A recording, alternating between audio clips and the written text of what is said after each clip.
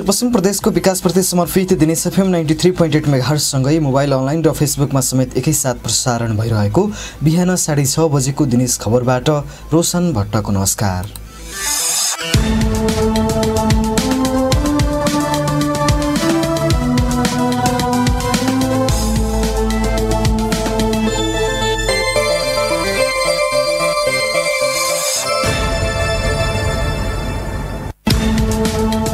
सुरुमा यस प्रसारणका प्रमुख खबरहरू। सुदूरपश्चिमका मुख्यमन्त्री र कृषि मन्त्रीका लागि स्वकीय सचिव नै भारी, प्रधानमन्त्रीका पूर्व स्वकीय सचिव पनि प्रतिस्पर्धामा। सुदूरपश्चिमबाट प्रदेश र प्रतिनिधि सभा सदस्यका लागि युवा उम्मेद्वारको संख्या बढ्न सकेन, नेतृत्व पंक्तिको व्यवस्थाका कारण राजनीतिप्रति युवाको वितृष्णा बढ्दो। लगातारको झरीले पाकेको धान खेतमै उम्रिन थाले, सुदूरपश्चिमका स्थानीय तहहरू क्षतिको विवरण सङ्कलन गर्दै काटेको धान खेतमै सखाप भएको किसानको गुनासो। र प्रतिनिधि सभा सदस्यका लागि डडेलधुरामा एमाले कांग्रेस बीपीलाई सहयोग गर्ने, नेकपा एमालेको उम्मेद्वार फिर्ता। दिनेश खबर अब विस्तारमा।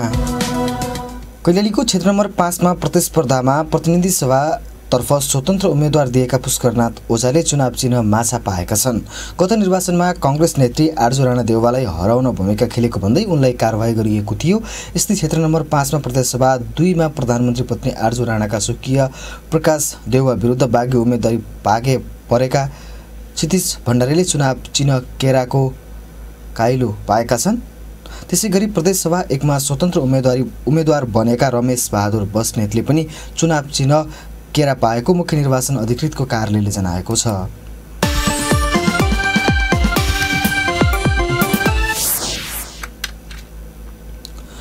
सुदूरपश्चिम प्रदेशका मुख्यमन्त्री त्रिलोचन भट्ट र भूमि व्यवस्था कृषि तथा सहकारी मन्त्री विनिता देवी चौधरीले स्वकीय सचिव भारी भएका छन्।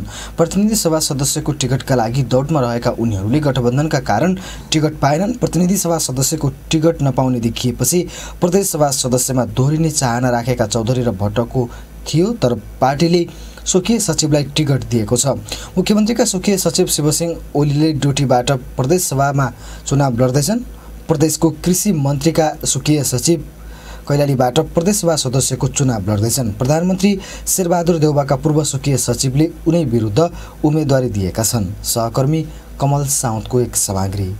प्रतिनिधि र प्रदेश सभा सदस्यको निर्वाचनका लागि बुधबार अन्तिम नामावली प्रकाशन गरिएको छ। मङ्सिर 4 गते हुने निर्वाचनका लागि निर्वाचन आयोगले बुधबार चुनाव चिन्ह समेत दिएको छ। सुदूरपश्चिमको अन्तिम नामावली पनि रोचक देखिएको छ। सुदूरपश्चिममा प्रधानमन्त्री, मुख्यमन्त्री र मन्त्रीका स्वकीयहरू भारी देखिएका छन्। प्रधानमन्त्रीदेखि मन्त्रीका स्वकीय सचिवको अन्तिम नामावली प्रकाशन भएको हो। प्रधानमन्त्री शेरबहादुर देउवाका पूर्व स्वकीय सचिव कर्णबहादुर मल्लले डडेलधुराबाट प्रधानमन्त्री विरुद्ध नै उम्मेदवारी दिएका छन्। मल्लले कांग्रेस बीपीबाट एमालेसँग तालमेल गर्दै देउवा विरुद्ध उम्मेदवारी दिएका हुन्। बुधबार अन्तिम नामावली प्रकाशन भएसँगै मल्ल मतदाता रिजाउन व्यस्त छन्। कैलालीको निर्वाचन क्षेत्र नम्बर 1 को प्रदेशसभा 1 मा पनि स्वकीय प्रतिस्पर्धी छन्। राष्ट्रिय जनता पार्टीबाट 2074 सालमा निर्वाचित कृष्ण बहादुर चौधरी र उनका तत्कालीन स्वकीय सचिव कैलाश चौधरी बीच प्रतिस्पर्धा हुने भएको हो। नागरिक उन्मुक्ति पार्टी कैलालीका अध्यक्ष समेत रहेका कैलाशले ढकिया चुनाव चिन्ह लिएर चुनावी मैदानमा छन्। कृष्णले लोकतान्त्रिक समाजवादी पार्टी लोकसभाबाट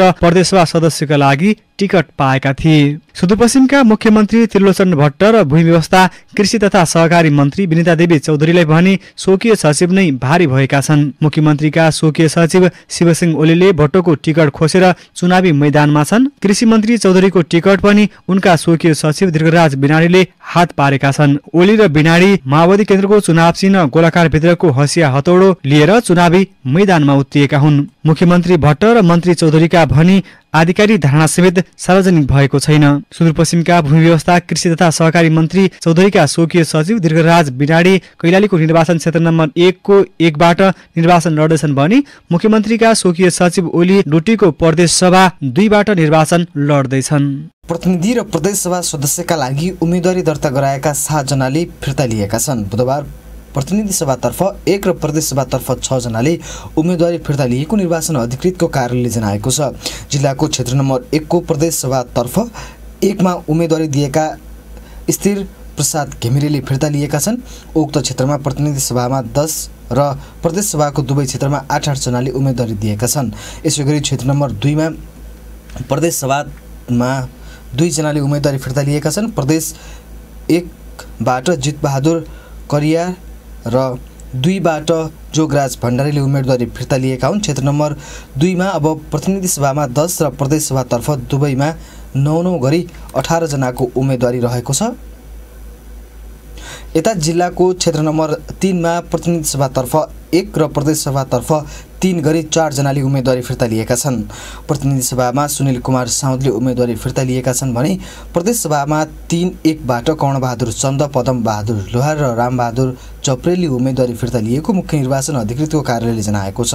क्षेत्र नम्बर 3मा अब प्रतिनिधि सभातर्फ 12 र प्रदेश सभातर्फ 3मा 1-1 गरी 11 तथा 3मा 2मा 5 जनाको उम्मेदवारी रहेको छ। बुधबार उम्मेदवारको अन्तिम नामावली प्रकाशित गरिएको हो।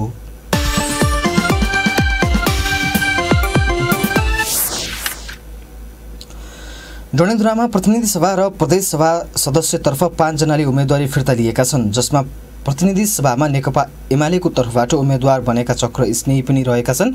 एमाले केन्द्रले नै स्नेहीको उम्मेदवारी फिर्ता गर्न लगाएको एमाले डडेलधुरा सचिव गजेन्द्र शाहीले जानकारी दिएका छन्। तर एमालेकै बागी उम्मेदवार बनेका विक्रम बहादुर शाहीले पनि उम्मेदवारी फिर्ता लिएका छैनन्। एमालेले उम्मेदवारी फिर्ता लिएसँगै नेपाली कांग्रेस बीपीसँग तालमेल हुने चर्चा यति बेला चलेको छ। कांग्रेस बीपीका एक नेताका अनुसार पनि एमालेसँग चुनावी तालमेल गरेपछि छलफल भइरहेको छ। यस्तै प्रदेश सभा खमा एकीकृत समाजवादीका बागी उम्मेदवार डाक्टर तारा जोशीलाई सहयोग गर्ने समेत कांग्रेस बीपीको तयारी रहेको छ। त्यसको बदलामा जोशी टिकट नेता कार्यकर्ताले मल्ललाई सहयोग गर्ने गरी छलफल भइरहेको बताइएको छ।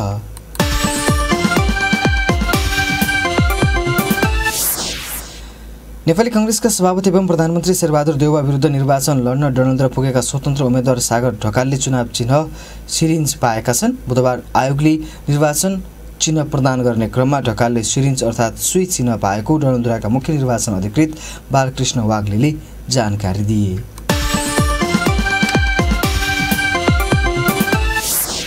बझाङमा स्वतन्त्र उम्मेदवारी दिएका 5 जना बागी उम्मेदवारहरूले मनोनयन दर्ता गराएका छन्, मनोनयन फिर्ता लिएका छन्। प्रतिनिधि सभातर्फ गठबन्धन विरुद्ध बागी उम्मेदवारी दिएका नेपाली कांग्रेसका पूर्व सभापति हर्कजङ बहादुर सिंह र नेकपा माओवादी केन्द्रका सुदूरपश्चिम प्रदेश कमिटी सदस्य लोकेन्द्र सिंह धामीले आफ्नो उम्मेदवारी फिर्ता लिएका हुन्। सिंहले गठबन्धनले कांग्रेस बचाउने शर्तमा आफूले उम्मेदवारी फिर्ता लिएको बताएका छन् भने धामीले एमालेका उम्मेदवार ऐन महरलाई समर्थन गर्दै मनोनयन फिर्ता गरेका हुन्। यस्तै प्रदेशसभा सदस्यतर्फबाट क्षेत्र नम्बर 1 का लागि स्वतन्त्र उम्मेदवारी दिएका नेपाली कांग्रेसका जगत प्रसाद जोशीले पनि मनोनयन फिर्ता लिएका छन् भने प्रदेश 1 कै लागि स्वतन्त्र उम्मेदवारी दिएका नेकपा माओवादी केन्द्रका जय भक्त जोशी र अर्का उम्मेदवार भीमबहादुर खड्काले पनि उम्मेदवारी फिर्ता लिएको सहायक निर्वाचन अधिकृत हेमराज तुमल सिन्हाले जानकारी दिए।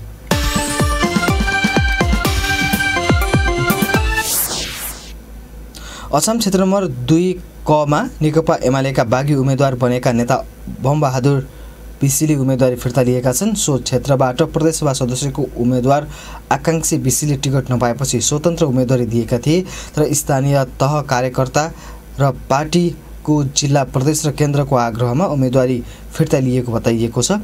अछाम 2 क प्रदेश सभामा एमालेबाट भीमबहादुर बिष्ट उम्मेदवार रहेका छन्।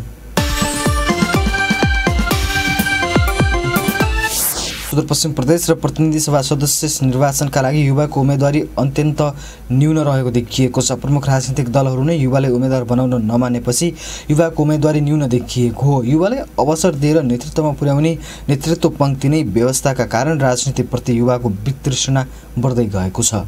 सहकर्मी वीरेन्द्र भट्टको रिपोर्ट। प्रतिनिधि सभा र प्रदेशसभा सदस्यको आसन्न निर्वाचनमा प्रत्यक्षतर्फ युवा उम्मेद्वारको संख्या थप घटेको छ। प्रमुख राजनीतिक दलहरूले आकांक्षी युवालाई टिकटबाट वञ्चित गर्दा 2074 को संसदीय र गत स्थानीय निर्वाचनमा भन्दा कम युवाको उम्मेदवारी परेको हो। 2074 को निर्वाचनमा 34% युवा उम्मेदवार थिए। 5 महिना अघि भएको स्थानीय तहको निर्वाचनमा 41% युवा थिए। आम निर्वाचनमा युवा उम्मेदवारको संख्या विगतमा भन्दा कम भए पनि राजनीतिप्रति सचेतना र जागरण बढेको कतिपयको विश्लेषण छ। पुरानो पुस्तामा युवाको दबदबा बढेको छ, तर उम्मेदवारी दिनेको संख्या अझै सन्तोषजनक देखिएको छैन। राजनीतिक विश्लेषक सुरेन्द्र चन्द। टोटली युवालाई दिनुपर्ने त्यो होइन, तर के छ भने पुराना पुस्ताले पनि आफ्नो लिडिङहरू गर्ने, नयाँ पुस्ताले पनि क्याडेट तयार गरेको अवस्थामा मात्र देशमा एउटा राजनैतिक भविष्य देखिन्छ। देशको राजनीतिक व्यवस्थाले निरन्तरता प्रदान गर्न सक्छ, सिस्टमलाई पनि महत्त्वपूर्ण योगदान पुग्न सक्छ। कानुनमै युवा कति प्रतिशत हुने भन्ने यकिन नभएसम्म युवाको संख्या बढ्ने देखिँदैन। दलहरूले युवालाई मार्ग प्रशस्त नगरेका कारण स्वतन्त्र उम्मेदवारी पर्ने गरेको छ।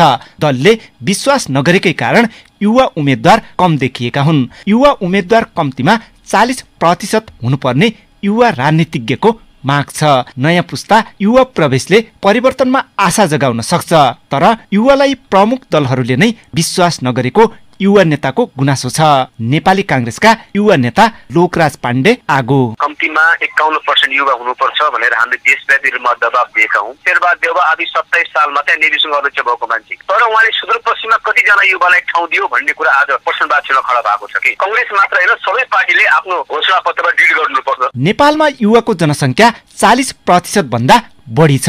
युवाको नेतृत्वलाई उत्साह र अपेक्षाका साथ हेर्ने गरिन्छ। राजनीतिमा यसको प्रभाव अझ व्यापक हुने गरेको छ। युवा प्रधान मुलुकमा युवालाई नेतृत्वको अवसरबाट वञ्चित गरिँदै आएको छ। राजनीतिको नेतृत्वमा पुरानो पुस्ताकै हालीमुहाली चलिरहँदा युवाले चाहे जस्तो मुलुक रूपान्तरण हुन सकेको छैन। समावेशी लोकतन्त्रको व्यवस्थाले राजनीतिमा युवालाई आकर्षणसँगै समतामूलक दायित्वको व्यवस्था गरेको छ, तर नेतृत्वमा पुर्याउने काम नेतृत्व पंक्तिबाटै हुन सकेको छैन। पुनः राजनीतिक विश्लेषक चन्द। युवाको कमिटमेन्टहरू, प्रतिबद्धताहरू, युवाले गरेको त्याग तपस्या, उनीहरूको लिडरसिप लिने क्षमताहरू र देशलाई हाँक्न सक्ने क्यापेबिलिटी, त्यो आधारबाट इभ्यालुएसन गरेको अवस्था हुन सक्छ। हरेक राजनीतिक परिवर्तनमा युवा नै अग्रपंक्तिमा होमिन्छन्। युवा शक्तिको आन्दोलन, विद्रोह र अग्रगामी बलले परिवर्तन हुँदै आएको छ। नेतृत्व पंक्तिको व्यवस्थाका कारण तिनै युवा अवसरबाट भने प्राय वञ्चित हुँदै आएका छन्। राजनीतिको नेतृत्व तहमा अझै पनि युवालाई क्षमताको अविश्वास गरी वञ्चित गरिँदै आएको छ। यो प्रवृत्ति सबै राजनीतिक दलमा देखिएको छ। राजनीतिक, सामाजिक र आर्थिक परिवर्तनका संवाहक मानिएका युवामा राजनीतिक नेतृत्व तहसँग असन्तुष्ट र वितृष्णा बढ्दो छ। दिनेश खबरका लागि वीरेन्द्र भट्ट, तनगढी। प्रदेश र प्रतिनिधि सभा निर्वाचनका लागि नेकपा एमाले कैलेली निर्वाचन क्षेत्र नम्बर 4 का लागि मूल निर्वाचन परिचालन समिति गठन गरेको छ। एमाले सुदूरपश्चिम क्षेत्रीय समन्वय समितिका संयोजक हितेश ओझाले प्रस्ताव गरेको समितिको नाम संयोजक र सहसंयोजक तथा सचिवको नामलाई भेलाले अनुमोदन गरेको हो। आगामी मङ्सिर 4 गते हुने प्रदेश र प्रतिनिधि सभा सदस्य निर्वाचनलाई लक्षित गरी एमाले मूल निर्वाचन परिचालन समितिको संयोजकमा डिल्लीराज भट्टलाई जिम्मेवारी तोकेको छ। समितिको सहसंयोजकमा टिकानाथ र सचिवमा प्रदेश सभा सदस्य कृष्णराज सुवेदीलाई जिम्मेवारी दिएको छ। निर्वाचनका लागि विभिन्न उपसमितिहरू गठन गरिएका छन्। सत्ता गठबन्धन दल नेपाली कांग्रेस र माओवादीले संयुक्त रूपमा निर्वाचन परिचालन मूल समिति गठन गरेका छन्। मंगलबार बसेको वाम लोकतान्त्रिक गठबन्धनका साझदार उम्मेद्वारहरूको दलहरूको बैठकले 9 सदस्यीय जिल्ला निर्वाचन परिचालन मूल समिति गठन गरेको हो। नेपाली कांग्रेस डडेलधुरा सभापति भीमबहादुर साउथ संयोजक र माओवादी केन्द्रका जिल्ला इन्चार्ज जगत बहादुर पार्की सह संयोजक तोकिएको नेपाली कांग्रेस डडेलधुराका सचिव शेरबहादुर भण्डारीले जानकारी दिए। यसैगरी प्रदेश सभा को निर्वाचन क्षेत्र परिचालन समितिको संयोजकमा माओवादी केन्द्रका केन्द्रीय सदस्य भरत धानुक पोकारलाई चयन गरिएको छ। उनको संयोजकत्वमा 12 सदस्यीय समिति गठन गरिएको छ। सहसंयोजकमा नेपाली कांग्रेसका क्षेत्रीय सभापति कौशल कुमार पाण्डे रहेका छन्। यसैगरी प्रदेश सभा खका लागि नेपाली कांग्रेस महाधिवेशन प्रतिनिधि तरक पुडायरको संयोजकत्वमा 12 सदस्यीय समिति गठन गरिएको छ। सहसंयोजकमा माओवादी केन्द्रका प्रदेश सभा सदस्य गणेश सार्की रहेका छन्। नेकपा एकीकृत समाजवादी डडेलधुराले भने डडेलधुराको सत्ता गठबन्धनको बैठकमा भाग लिएको छैन। डडेलधुरा प्रदेश सभा खमा उम्मेदवारको दावी गरेको समाजवादीले आफ्नो पार्टीले टिकट नदिएपछि गठबन्धनबाट बाहिरिएको छ।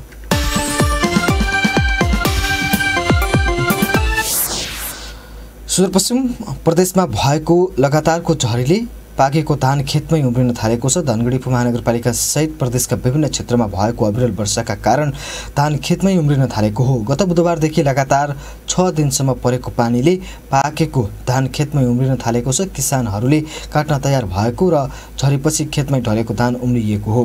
काट्नका लागि किसानको धान कम नलाग्ने हुने गरी कुहिएको छ। धनगढी उपमहानगरपालिका सहित धानमा क्षति भएका क्षेत्रमा स्थानीय तहहरू क्षतिको विवरण सङ्कलनमा लागेका छन्। वडा कार्यालयहरूले विवरण सङ्कलनको काम थालेका हुन्। सहकर्मी नारायण अवस्थीको रिपोर्ट। गत बुधबारदेखि लगातार 6 दिनसम्म परेको पानीले पाकेको धान खेतमै उम्रन थालेको हो। वर्षाका कारण काट्न तयार भएको धान उम्रन लागेको हो भने खेतमै ढलेको धान कुहिन थालेको छ। अविरल वर्षापछि खेतमा पानी जमेकाले अझै 1 हप्तासम्म धान काट्ने अवस्था छैन। फेरि वर्षा भए धान बालीमा थप क्षति हुने भन्दै किसान चिन्तित भएका छन्। धनगढी उपमहानगरपालिका वडा नम्बर 14 का किसान मेघ प्रसाद शर्मा। धेरै लामो समयको वर्षाको कारणले गर्दा यहाँका किसानहरूको बाली निकै क्षति भएको छ। बढी मात्रामा पाकेको र लडेको धानहरू खेतमै उम्रिरहेको छ। अहिले त्यसलाई तत्काल काटेर 1 दिन 2 दिनमै घाम लाग्दाखेरि पनि काटेर त्यो जमिनमा भएको पानीमा त्यहाँ सुकाउन सक्ने अवस्था पनि छैन, बाहिर लान सक्ने अवस्था पनि छैन। यो धेरै जटिल समस्या छ। धनगढी उपमहानगरपालिका वडा नम्बर 16 का अधिकांश खेतको धानमा पानीले क्षति गरेको छ। काटेको धान कुहिएको छ भने पाकेको धानमा बाला बोटमै उम्रेका छन्। काट्न तयार भएको र काटेको धानमा ठूलो क्षति भएको हो। वडा नम्बर 16 का वडा अध्यक्ष रामलाल चौधरी। 6 दिनको वर्षाको कारणले नकाटेको धानमा पनि चाहिँ पानीले भिज्दै त्यो टुसा पलाइहाल्यो। सबै खेतमा धेरै जसो भन्नाले अब जति चाहिँ काटेको चाहिँ अब तपाईको उसै पनि अब भइगयो हैन। नकाटेकोमा पनि 6 दिनको अविरल वर्षाको कारणले एकदमै भनौं न यहाँ किसानहरूलाई गाह्रो हुने गरी भनौं न। धनगढी उपमहानगरपालिका सहित प्रदेशका विभिन्न स्थानीय तह क्षतिको विवरण संकलन गर्दैछन्। गत वर्ष जस्तो धानमा ठूलो क्षति भने यो पटक नभएको अनुमान गरिएको छ। प्रदेशका सबै किसानले धान नकाटेकाले ठूलो क्षति हुनबाट जोगिएको हो। कृषि ज्ञान केन्द्र कैलालीका प्रमुख खगेन्द्र शर्मा। यसपालि राम्रो कुरो चाहिँ के भयो भन्दा पनि किसानहरूलाई अहिले नकाट्नुस् धान भनेका थियौँ। खेतमै किनकि रहिराख्यो, स्ट्यान्डिङ क्रपको रूपमा रहिराख्यो भने क्षति कम हुन्छ, काट्यो भने डुब्यो भने बढी क्षति हुन्छ भनेर भनेका थियौँ। र मौसम विभागले पनि पटक चाहिँ सूचना जारी गरेको थियो। किसानले पनि त्यस हिसाबले अलिकता भनौँ सबैले चनाको गत वर्षको काटसिकाइबाट भयो हुनाले हामीले जुन धेरै क्षति हुन्छ कि भन्ने अनुमान गरेका थियौँ त्यो देखिया छैन सरसर त्यसो फिल्डमा हेर्दा। तैपनि अब यो लामो समयको पानीले गर्दा अब जुन डुबेको छ, ढलेको छ, कतिपय पाकेको धान अब झर्ने अवस्था पनि आउँछ। त्यसकारणले केही झरेर, केही कुहिएर, केही गनाएर भनौँ न पराल पनि काम नलाग्ने हुन सक्छ। कि गत वर्ष कार्तिक पहिलो साता परेको अविरल वर्षाका कारण सुदूरपश्चिममा धान बालीमा ठूलो क्षति भएको थियो। गत वर्ष अधिकांश किसानले धान काटेका कारण 7 अर्ब बढीको क्षति भएको हो। यो वर्ष धान काट्न बाँकी नै रहेकाले न्यून क्षति भएको अनुमान गरिएको छ। दिनेश खबरका लागि नारायण अवस्थी, धनगढी। सोमबारदेखि बेपत्ता रहेको कञ्चनपुरका 1 पुरुष मृत फेला परेका छन्। दोधरा चाँदी नगरपालिका 4 कालिका टोल बस्ने 65 वर्षीय लालु सार्की मंगलबार मृत फेला परेका हुन्। उनी सोही नगरपालिका 4 स्थित माछा पोखरीमा मंगलबार मृत अवस्थामा फेला परेको जिल्ला प्रहरी कार्यालय कञ्चनपुरले जनाएको छ। सार्की सोमबार सोही नगरपालिका थापाचौरबाट बेपत्ता भएका थिए। खोजी गर्ने क्रममा उनको शव उक्त पोखरीमा भेटिएको प्रहरीले जनाएको छ।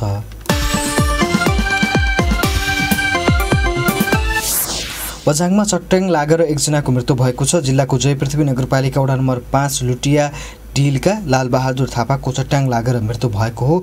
लेक खर्कमा बस्ने 51 वर्षीय थापाको चट्याङ लागेर मृत्यु भएको वडा अध्यक्ष प्रेम थापाले जानकारी दिए।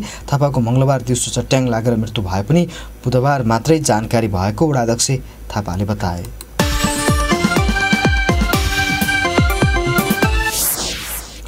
असमका पहिरो पीडितका लागि 1.5 लाख सहयोग गरिएको छ। जिल्लाको साँपेबगर नगरपालिका स्थित जलकल्याण माविमा सिभिल इन्जिनियरिङ अध्ययनरत विद्यार्थीहरूले सङ्कलन गरेको 1,58,645 रुपैयाँ जिल्ला विपद व्यवस्थापन कोषमा जम्मा गरिएको हो। जिल्ला प्रशासन कार्यालय अछामका अनुसार भदौ 31 गतेको अविरल वर्षाका कारण जिल्लामा भएका प्राकृतिक विपत्तिका पीडितहरूलाई उक्त रकम खर्च गरिने बताइएको छ। र धनगढीको कपडा बैङ्कलाई 60 थान कपडा सहयोग गरिएको छ। उपमहानगरपालिकाको वडा नम्बर 4 मा रहेको शिवपुरी परिसरमा रहेको कपडा बैङ्कलाई कपडा दान गरिएको हो। धनगढीका एमनाथ सिगदेलले 60 थान कपडा दान गरेका छन्। सङ्कलन भएका कपडा आवश्यक भएका व्यक्तिलाई निःशुल्क रूपमा वितरण गरिदिए आएको बैङ्की सम्पर्क व्यक्ति ज्ञानु शाहले बताइन्। यस्तै धनगढीको कपडा बैङ्कलाई 30 थान कपडा सहयोग गरिएको छ। उपमहानगरपालिकाको वडा नम्बर 4 शिवपुरी धाममा रहेको कपडा बैङ्कले कपडा दान गरिएको हो। भैरवका लक्ष्मण गेवालीले 30 थान कपडा दान गरेका हुन्। सङ्कलन भएका कपडा आवश्यक परेको व्यक्तिलाई निःशुल्क रूपमा वितरण गरिदिए आएको छ। प्रसारणको अन्त्यमा प्रमुख खबर पुनः एकपटक। सुदूरपश्चिमका मुख्यमन्त्री र कृषि मन्त्रीका लागि स्वकीय सचिव नै भारी, प्रधानमन्त्रीका पूर्व स्वकीय सचिव पनि प्रतिस्पर्धामा। सुदूरपश्चिमबाट प्रदेश र प्रतिनिधि सभा सदस्यका लागि युवा उम्मेद्वारको संख्या बढ्न सकेन, नेतृत्व पंक्तिको व्यवस्थाका कारण राजनीतिप्रति युवाको वितृष्णा बढ्दो। लगातारको झरीले पाकेको धान खेतमै उम्रिन थाल्यो, सुदूरपश्चिमका स्थानीय तहहरू क्षतिको विवरण सङ्कलन गर्दै काटेको धान खेतमै सखाप भएको किसानको गुनासो। र प्रतिनिधि सभा सदस्यका लागि डडेलधुरामा एमाले कांग्रेस बीपीलाई सहयोग गर्ने, एमाले उम्मेद्वारको उम्मेदवारी फिर्ता।